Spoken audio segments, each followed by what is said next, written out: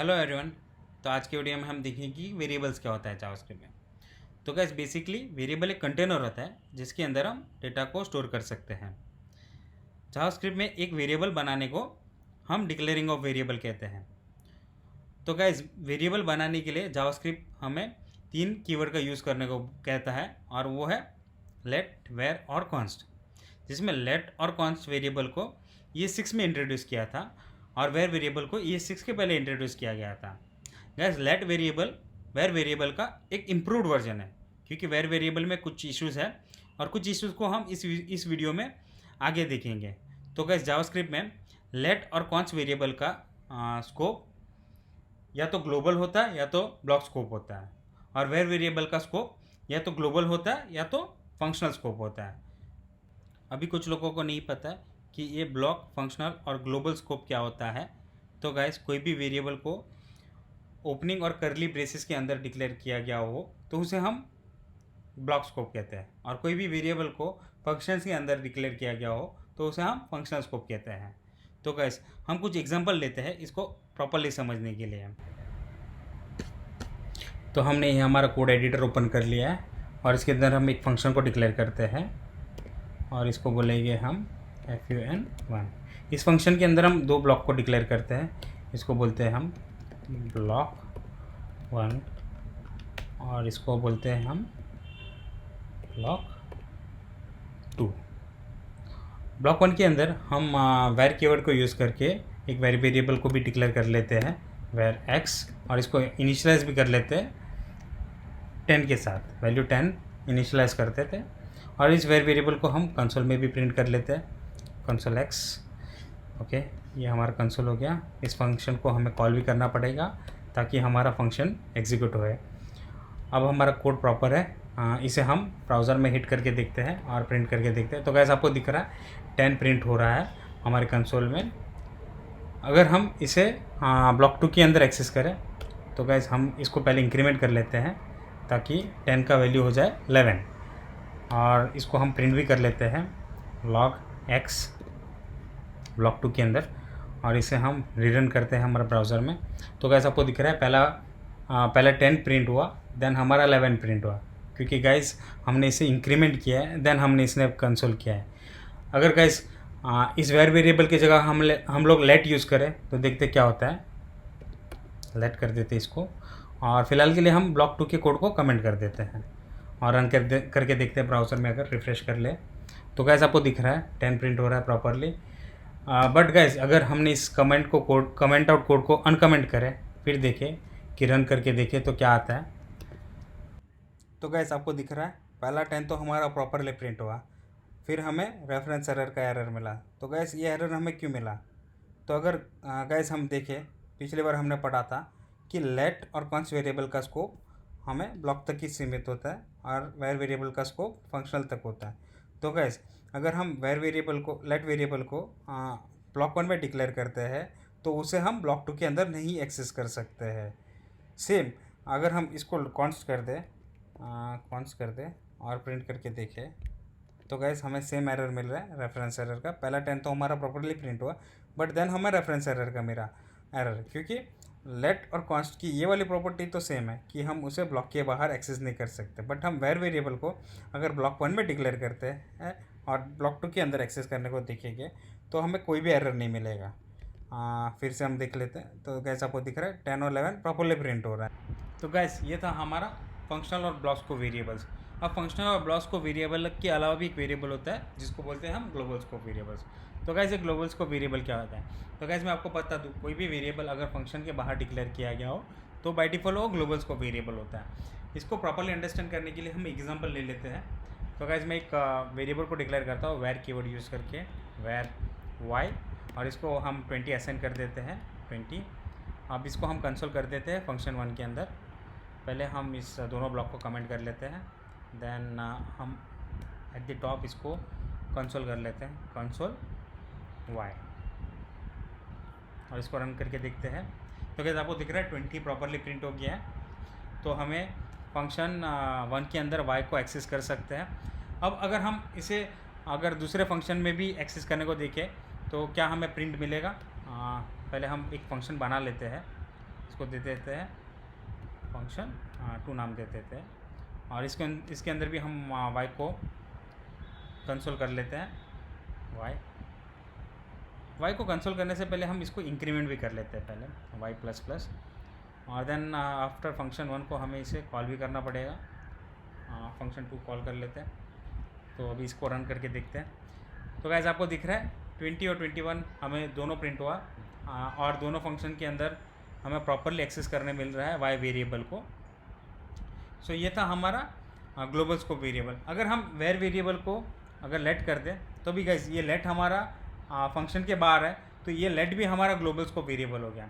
तो अगर इसको हम रन कर लें तो गाइस आपको दिख रहा है 20 और 21 प्रॉपरली प्रिंट हो गया, और हमें कोई भी एरर नहीं मिला, क्योंकि लेट वाई भी एक ग्लोबल वेरिएबल बन चुका है। और ग्लोबल वेरिएबल हम फंक्शन में किधर भी यूज़ कर सकते हैं, चाहे वो फंक्शन हो या चाहे वो ब्लॉक हो। अगर हम फंक्शन 2 के बाद एक ब्लॉक भी डिक्लेयर कर लें, इफ़ ब्लॉक को डिक्लेयर कर लेते हैं और इसको ट्रू कर देते हैं, ताकि हमारा ये इफ़ ब्लॉक एग्जीक्यूट हो जाए, इफ़ ब्लॉक के अंदर का कोड एग्जीक्यूट हो जाए। अब इसके अंदर मैं वाई को प्रिंट कर देता हूँ वाई, और प्रिंट करने से पहले मैं इसको एक बार इंक्रीमेंट भी कर लेता हूँ वाई प्लस प्लस, और अब इसको हम रन कर लेते हैं हमारे ब्राउज़र में। तो क्या सबको दिख रहा है 20 प्रिंट हुआ, देन 21 प्रिंट हुआ, और देन 22 प्रिंट हुआ। सो पहला फंक्शन 1 प्रिंट हो गया, उधर y की वैल्यू तो 20 है। देन हमारा फंक्शन 2 प्रिंट हुआ, उसमें हमने y की वैल्यू को +1 कर दिया, इंक्रीमेंट कर दिया, तो हमारा 21 हो जाता है, और इधर 21 प्रिंट हो गया। देन हमारा ये ब्लॉक एग्जीक्यूट होगा, एट द एंड है फंक्शन 2 के नीचे, तो हमारे ब्लॉक एग्जीक्यूट होगा। उसके अंदर भी हमने y को इंक्रीमेंट किया, तो हमारा y 21 से 22 हो गया, तो ये y ये वाला कंसोल 22 आ जाएगा। तो गाइस ये था ग्लोबल स्कोप वेरिएबल। तो ग्लोबल स्कोप वेरिएबल हम फंक्शन के अंदर किधर भी प्रोग्राम के अंदर किधर भी एक्सेस कर सकते हैं, चाहे वो हमारा फंक्शन हो चाहे वो हमारा ब्लॉक हो। सो गाइस ये थे हमारे स्कोप्स, फंक्शनल, ब्लॉक और ग्लोबल स्कोप। अब हम नेक्स्ट पॉइंट देखते हैं। तो गाइस हमारा थर्ड पॉइंट है कि वेर वेरिएबल को हम डिक्लेयर करने के बाद भी रीडिक्लेयर कर सकते हैं, बट लेट और कॉन्स्ट वेरिएबल को हम एक बार डिक्लेयर कर देते हैं तो हम उसको रीडिक्लेयर नहीं कर सकते। तो इसको समझने के लिए हम कुछ एग्जांपल ले लेते हैं। फिर से हम हमारे कोड एडिटर पे जाते हैं। पहले मैं ये दोनों फंक्शंस को निकाल देता हूँ, एक ब्लॉक को निकाल देता हूँ और एक फंक्शन को निकाल देता हूँ। ओके, और इस कंसोल को भी निकाल देते हैं हम, इस ग्लोबल वेरिएबल को भी निकाल देते हैं। अब इस दोनों ब्लॉक को हम अनकमेंट कर लेते हैं, इसको फिलहाल निकाल देते हैं, और इसके अंदर हम वेर वेरिएबल को ले लेते हैं, वेर एक्स, और उसको 10 ही रखते हैं, और इसको कंसोल भी कर लेते हैं। अब इसे रन करके देखते हैं। तो गैस आपको दिख रहा है 10 तो प्रिंट हो गया है हमारा प्रॉपरली। अब इस 10 हम और एक वेरिएबल एक्स को और एक बार डिक्लेयर कर लेते हैं एक्स, और इस बार हम इसको 20 रखते हैं, और इसको कंसोल करके भी देख लेते हैं, कंसोल एक्स, और इसको रन करके देखते हैं। तो कैसे आपको दिख रहा है पहले 10 प्रिंट हुआ, देन हमारा 20 प्रिंट हुआ। हमने इसको रीडिक्लेयर किया है वेर कीवर्ड यूज़ करके, सेम वेरिएबल को एक्स को, तो भी हमारा कोड प्रॉपरली एग्जीक्यूट हुआ, कुछ भी हमें एरर नहीं मिला हमारे कंसोल में, क्योंकि जावास्क्रिप्ट हमें अलाउ करता है वेर वेरिएबल को डिक्लेयर करने के बाद भी उसको हम रीडिक्लेयर कर सकते हैं, भले ही वो सेम ब्लॉक में हो, सेम फंक्शन में हो, तो भी हम उसको रीडिक्लेयर कर सकते हैं। अगर मैं इस वेर की जगह पे हम इसको लेट कर देते हैं, दोनों को लेट कर देते हैं, और बाद में हम एग्जीक्यूट करके देखते हैं। तो गाइस आपको दिख रहा है हमें सिंटेक्स एरर मिला, क्योंकि हम लेट वेरिएबल को एक बार उसी ब्लॉक में डिक्लेयर करने के बाद उसके अंदर वापस हम उसको डिक्लेयर नहीं कर सकते। सेम कॉन्स्ट के साथ भी अगर मैं इसको लेट को कॉन्स्ट भी कर दूं तो भी वो हमें अलाउ नहीं करेगा, जावास्क्रिप्ट हमें सिंटेक्स एरर का एरर देगा। तो आपको गाइस दिख रहा है सिंटेक्स एरर वापस हमें मिला कॉन्स्ट वेरिएबल के साथ भी। सो लेट वेरिएबल का स्कोप तो हमें पता ही है कि हमारा ब्लॉक तक होता है, और ब्लॉक के बाद हम उसको एक्सेस नहीं कर सकते। सो गाइस अगर मैं इस वेरिएबल को ब्लॉक 2 के अंदर मूव कर दूं, ब्लॉक 2 के अंदर मैंने मूव कर दिया कॉन्स्ट को, अगर रन करके देखूं तो गाइस आपको दिख रहा है हमें कोई भी एरर नहीं मिल रहा, क्योंकि लेट और कॉन्स्ट वेरिएबल का स्कोप ब्लॉक तक होता है। तो अगर हमने कॉन्स्ट को ब्लॉक 1 में डिक्लेयर किया है तो हम उसे ब्लॉक 2 में भी डिक्लेयर कर सकते हैं, बट हम उसे सेम ब्लॉक के अंदर रीडिक्लेयर नहीं कर सकते। तो ये था रीडिक्लेरेशन ऑफ वेरिएबल्स जावास्क्रिप्ट में। अब हम नेक्स्ट पॉइंट में जाते हैं। तो हमारा नेक्स्ट पॉइंट कहता है कि वेर वेरिएबल और लेट वेरिएबल दोनों को हम डिक्लेयर करने के बाद रीअसाइन कर सकते हैं, बट कॉन्स्ट वेरिएबल को हम असाइन करने के बाद उसको फिर से असाइन नहीं कर सकते हैं। तो गाइज इसको भी एक एग्जांपल लेके अंडरस्टैंड करते हैं। हम फिर हमारे कोऑर्डिनेटर पे आ जाते हैं और पहले हम वेर वेरिएबल को ले लेते हैं। वेर इस ब्लॉक के कोड को फिलहाल हम कमेंट कर देते हैं, वेर x = 10 कर देते हैं और अब इसे कंसोल भी कर लेते हैं। तो गाइज आपको दिख रहा है हमारा 10 तो प्रॉपरली प्रिंट हो गया। बट अगर मैं इस x को 20 कर दूं, वेर वेरिएबल के x को 20 कर दूं और इसको भी कंसोल कर लूँ, कंसोल x, और इसको ब्राउज़र में जाके वापस रीरन कर लूँ, तो गाइस आपको दिख रहा है 10 और 20 प्रॉपरली प्रिंट हो गया, क्योंकि हमने वेर वेरिएबल की वैल्यू को बाद में 20 कर दिया, चेंज कर दिया है, x को 20 कर दिया है। तो जावास्क्रिप्ट हमें वेर वेरिएबल को अलाउ करता है वैल्यूज़ को चेंज करने के लिए। सेम लेट कीवर्ड को भी हम चेंज कर सकते हैं, लेट वेरिएबल्स को भी सेम वे से हम उसको चेंज कर सकते हैं। तो आपको दिख रहा है 10 और 20 हमारा प्रॉपरली प्रिंट हो गया। बट अगर इस लेट को हम कॉन्स्ट कर दें, कॉन्स्ट, और अब अगर हम ब्राउज़र पे जाकर रन कर रहे हैं तो पहला वैल्यू तो 10 प्रिंट हो गया, बट सेकेंड हमें एक्सेप्शन मिला, टाइप एरर मिला, असाइनमेंट टू कांस्टेंट वेरिएबल। तो अगर हम कांस्टेंट वेरिएबल को एक बार असाइन करने के बाद रीअसाइन नहीं कर सकते, पूरे उसके स्कोप में हम उसको रीअसाइन नहीं कर सकते किधर भी। तो ये था हमारा रीअसाइनिंग ऑफ वेरिएबल्स। तो नेक्स्ट पॉइंट हमारा है कि वेर वेरिएबल को हम डिक्लेयर करने से पहले भी एक्सेस कर सकते हैं, बट लेट और कॉन्स्ट वेरिएबल को हमें डिक्लेयर करने के बाद ही एक्सेस करना है। उसे अगर हम डिक्लेयर करने से पहले एक्सेस करेंगे तो हमें जावास्क्रिप्ट एरर थ्रो करेगा। तो गाइस इसका भी एग्जांपल ले लेते हैं। फिर से हम हमारे एक कोड एडिटर पे चले जाते हैं। पहले इसको मैं निकाल देता हूँ ब्लॉक 1 से, एक वेर वेरिएबल को ले लेता हूँ, वेर, अगेन इसको x रखते हैं, x, और इसको 10 असाइन कर देते हैं। बट इस वेर वेरिएबल के पहले मैं इसे कंसोल करने को देखूँगा, ट्राई करूँगा, कंसोल x, और अब हमें इसको रन करना है। प्रिंट हुआ हमारे कंसोल में। तो गाइस ये अनडिफाइंड क्यों प्रिंट हुआ? तो गाइस मैं आपको बता दूं, ये होस्टिंग के वजह से हुआ है। तो होस्टिंग क्या होता है? होस्टिंग वो होता है कि फंक्शंस और वेरिएबल्स को एग्जीक्यूट होने से पहले उसे टॉप पे मूव किया जाता है होस्टिंग के वजह से। सो हमारे केस में वेर वेरिएबल को होस्टिंग के थ्रू उसे टॉप पे मूव कर दिया गया है और उसे बाय डिफ़ॉल्ट अनडिफाइंड से इनिशियलाइज किया गया है। सो अगर हम उसे एक्सेस करेंगे डिक्लेयर करने से पहले तो जावास्क्रिप्ट हमें एरर नहीं देगा, बल्कि हमें अनडिफाइंड देगा, क्योंकि होस्टिंग ने उसे अनडिफाइंड कर दिया, एक्स वेरिएबल को अनडिफाइंड कर दिया। बट लेट और कॉन्स्ट के साथ ऐसा नहीं है। अगर मैं इस वेरिएबल को लेट कर दूं और देन अगेन रन करूँ हमारे कोड को, तो गाइस आपको दिख रहा है हमें एरर मिला कि हम एक्स को इनिशियलाइज करे बिना हम यूज़ नहीं कर सकते, उससे पहले हम यूज़ नहीं कर सकते। सेम कॉन्स्ट वेरिएबल को भी इनिशियलाइज करने से पहले हम उसको यूज़ नहीं कर सकते। अगर मैं इसको कॉन्स्ट कर दूं और अगर मैं इसको रन करूं, रीरन करूं, तो गाइस आपको दिख रहा है सेम एरर मिला कॉन्स्ट के साथ भी। सो गाइस वेर वेरिएबल को हम डिक्लेयर करने से पहले भी एक्सेस कर सकते हैं, बट लेट और कॉन्स्ट वेरिएबल को हम डिक्लेयर करने से पहले एक्सेस नहीं कर सकते। और एक चीज़ इधर गाइस मैं आपको बता दूं कि कॉन्स्ट वेरिएबल को अगर हमने डिक्लेयर किया बट असाइन नहीं किया तो जावास्क्रिप्ट हमें अलाउ नहीं करेगा। इसको भी हम देख लेते हैं। सपोज़ ये हमारा कॉन्स्ट वेरिएबल है, इसे मैं इसका असाइनमेंट में निकाल देता हूँ और इसको मैं रन करके देखता हूँ। तो गाइस आपको दिख रहा है सिंटेक्स एरर का एरर मिला, मिसिंग इनिशियलाइज़र।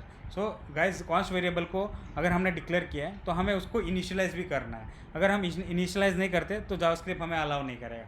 बट लेट और कॉन्स्ट वेरिएबल को हम यूज़ कर सकते हैं इनिशियलाइज़ किए बिना भी। सो अगर मैं इसको कॉन्स्ट को लेट कर दूँ और रन करूँ तो गाइस आपको दिख रहा है अनडिफाइंड मिलेगा। अगर हमने असाइन नहीं किया कोई वैल्यू तो वो बाय डिफ़ॉल्ट अनडिफाइंड हो जाएगा। सेम वेर वेरिएबल के साथ भी अगर इसको मैं वेर कर दूँ और रन करूँ तो भी हमें अनडिफाइंड मिलेगा, क्योंकि अगर हमने असाइन नहीं किया तो बाय डिफ़ॉल्ट वो अनडिफाइंड से असाइन हो जाता है। तो गाइस ये थे लेट, वेर और कॉन्स्ट वेरिएबल। अब हम देखेंगे general rule for constructing this variables. तो गाइस पहला रूल हमारा ये कहता है कि वेरिएबल का नाम लेटर, डिजिट, अंडरस्कोर और $साइन यूज़ करके ही बनाया जा सकता है। और हमारा दूसरा रूल कहता है कि वेरिएबल का नाम लेटर से स्टार्ट होना चाहिए।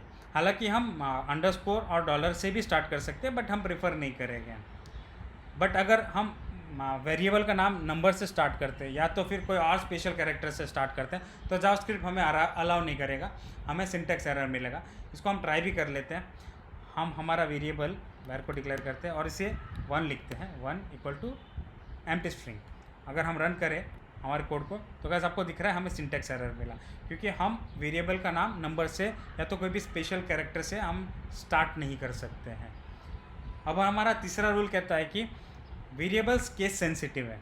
तो गाइज अगर मैंने वेरिएबल y ले लिया स्मॉल केस में, और अगर मैं वेरिएबल y ले लूँ कैपिटल केस में, इसको लेट कर देते हैं, इसको भी लेट कर देते हैं। तो गाइज ये दोनों डिफरेंट वेरिएबल हो गए, क्योंकि हमारा जावास्क्रिप्ट का रूल कहता है कि वेरिएबल्स आर केस सेंसिटिव। तो ये था केस सेंसिटिविटी।